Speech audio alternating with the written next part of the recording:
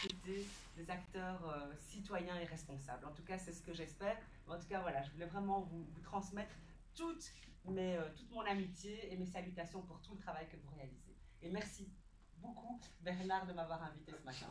Merci beaucoup. Merci.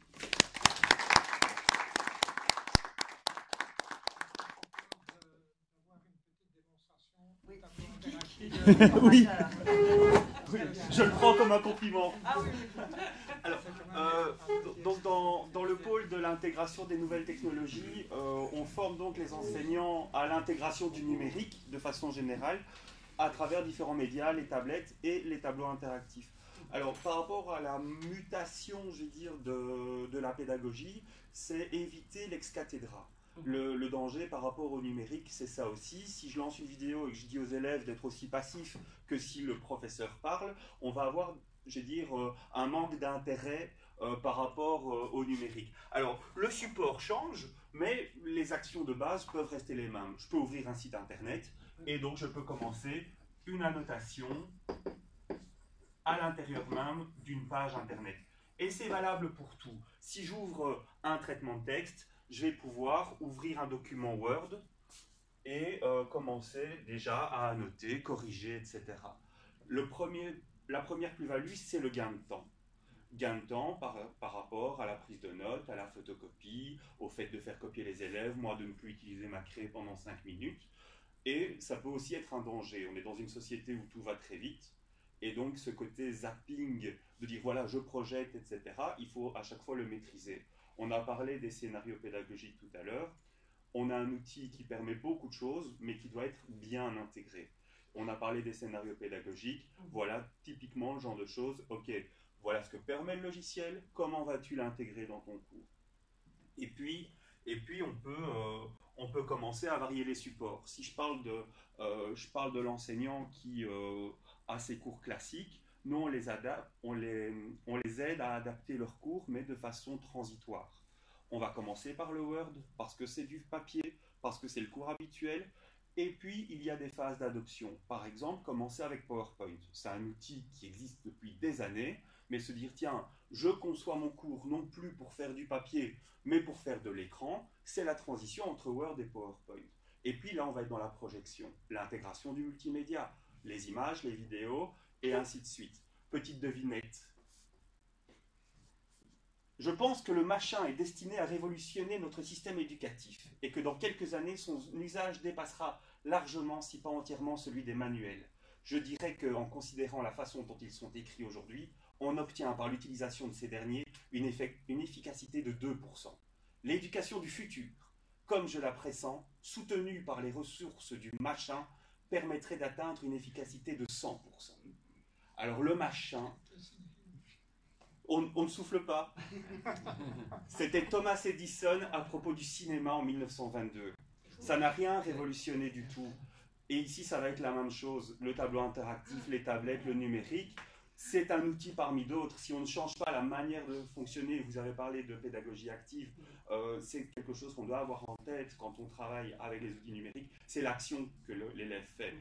Pour être efficace maintenant, je devrais vous demander de venir manipuler le tableau. Et donc par exemple, si je me suis bien renseigné, vous avez fait des études de droit. Oui.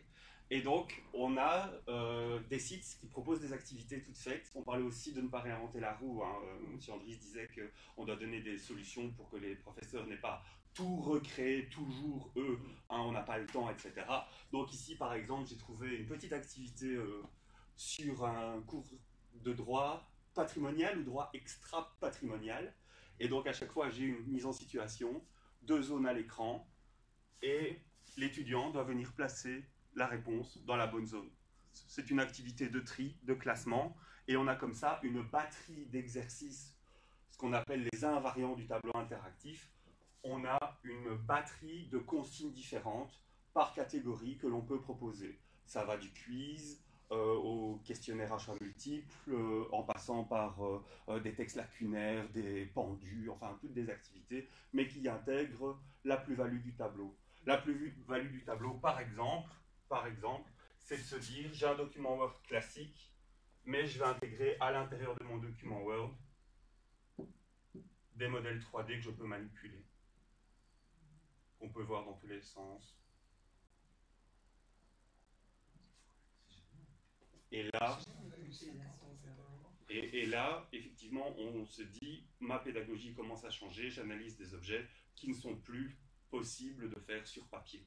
Et c'est toute la transition de se dire, quand je l'utilise entre ce... Bonjour, bienvenue. Et quand j'utilise ce tableau-ci ou ce tableau-là, je sais pourquoi à chaque fois. Voilà, je ne sais pas si vous avez des questions. Non, c'est génial. J'avais jamais vu l'utilisation pratique en fait d'un tableau avec la possibilité d'interagir directement. Il y avait une autre avec les maths. Oui, oh oui. Les maths. Ça, c'est pas mon domaine. Moi, je suis professeur de français à la base, mais avec ceci, par exemple, pour une activité mathématique, l'enseignant doit montrer un angle. Il choisit l'amplitude de l'angle. L'angle est tracé. Et puis, à partir de cet angle, imaginons que je veuille montrer comment on construit une bisectrice, je prends mon compas.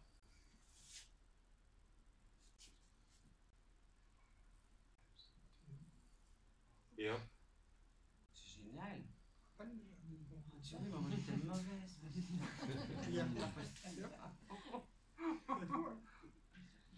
Et donc, à partir de là, je peux créer ma bisectrice, etc. Ah ouais, c'est quand même ça. Donc, J'ai aimé, moi. ouais, c'est ce qu'on appelle l'effet miroir. L'élève va vraiment pouvoir voir et faire la même chose que sur sa feuille. Ça, c'est... On peut aller un cran au-dessus. Hein. Pour les plus âgés, pour les plus grands, on peut travailler avec des créateurs d'équations. Donc ici, par exemple, je vais mettre une équation du deuxième degré. On va prendre quelque chose de simple.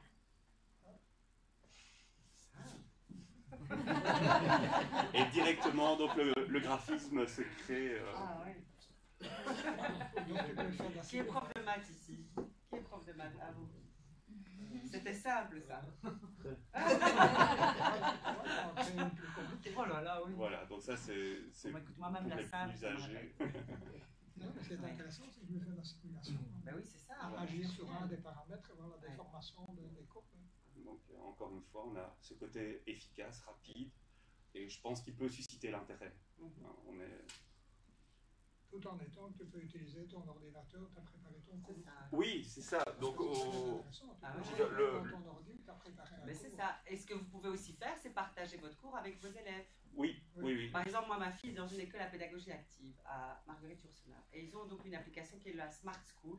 Mhm. Donc, alors, moi, j'ai accès à une partie de ça. Ben, il y a tout, en fait. Il y a les cours, il y a les infos. Bon, il y a beaucoup d'infos, donc je trouve que c'est un peu, parfois, on est noyé d'informations. Mais du coup, on s'est retrouvés... Même une prise de notes. Hein. Oui, c'est ça. Oui. Se C'est dire, vraiment ne intéressant. copiez pas, je vous envoie par email ou C'est ça. sur une plateforme Écoutez-moi l'ensemble. et voilà, Voilà. je vous enverrai sur la plateforme. Mhm. C'est quand même pas mal, quoi. Selon nous, il faut que l'informatique ne tombe pas en panne. C'est ça. Et Parce il que faut qu'il y ait là, pas... on ne peut rien, tandis que ce tableau est la craie. Ça, oui, ouais, là, du coup, oui, c'est vrai. Ah oui, ça c'est... Il faut faire confiance, hein. C'est comme Internet, on ne ça, peut oui. plus se dire aujourd'hui, Internet risque de tomber en panne. Internet existe, c'est là, Oui, et c'est ça. il faut faire confiance aux outils. Oui, c'est ça. Là, c'est le geek qui parle. Oui, bien sûr.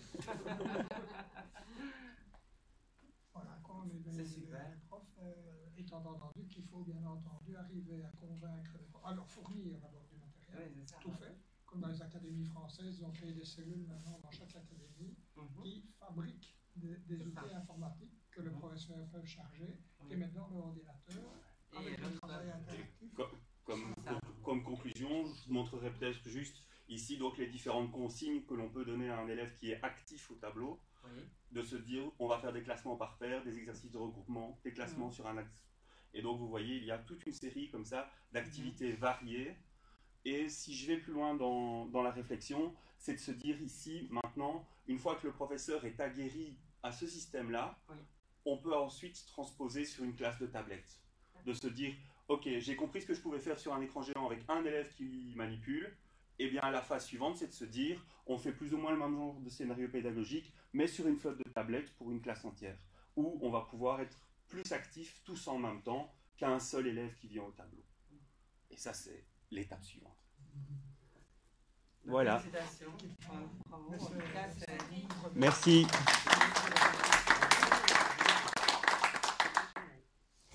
Bien, mais je vous propose de